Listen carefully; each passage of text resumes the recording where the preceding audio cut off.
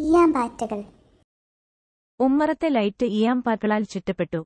വെട്ടം തേടി അവ എങ്ങോട്ടെങ്കിലും പോയിക്കോളും. ലൈറ്റ് ഓഫാക്കി കതകടക്കാൻ അമ്മ പറഞ്ഞു. അതെന്താ മുത്തശ്ശി അവ പ്രകാശമുള്ളിടത്ത് ഇങ്ങനെ ചുറ്റി നടക്കുന്നത്?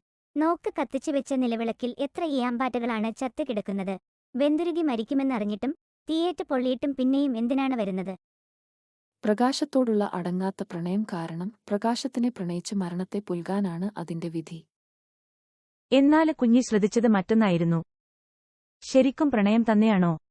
അവള് തന്റെ അന്തരാത്മാവിലേക്ക് നോക്കി സ്വയം ചോദിച്ചു. ആകില്ല.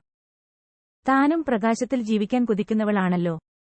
തന്റെ പ്രണയം പ്രകാശമാണോ? ഇരുട്ടിനെ ഭയക്കുന്നവൾ. കറന്റ് പോയാൽ അപ്പോൾ കരയാൻ തുടങ്ങും. അമ്മയുടെ സാരി തുമ്പിൽ നിന്നും വിടാതെ മുറുക്കി പിടിക്കും. കത്തിച്ചുവെച്ച മെഴുകുതിരിയുടെ മുൻപിൽ നിന്നും മാറില്ല. അവയെ തന്നെ നോക്കിയിരിക്കും. ആ വെളിച്ചത്തിന്റെ വലയത്തിൽ മാത്രമായി ചുരുക്കപ്പെടും. ഇരുളിലേക്ക് പിന്നെ നോക്കില്ല.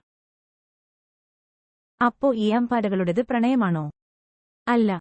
മനസ്സിലെ അന്ധകാരത്തിൽ നിന്നും ഒരു ഒളിച്ചോട്ടം, പ്രതീക്ഷ തേടിയുള്ള ഒരു യാത്ര. അല്പായുസ്സുള്ള അവ തന്റെ ക്ഷണജീവിതം ഇരുളാൽ നിറയ്ക്കാതെ പ്രതീക്ഷയുടെ തീനാളം തേടി യാത്രയാവുകയാണ്. അവയെ മാതൃക ആക്കുകയാണ് നാം ചെയ്യേണ്ടത്.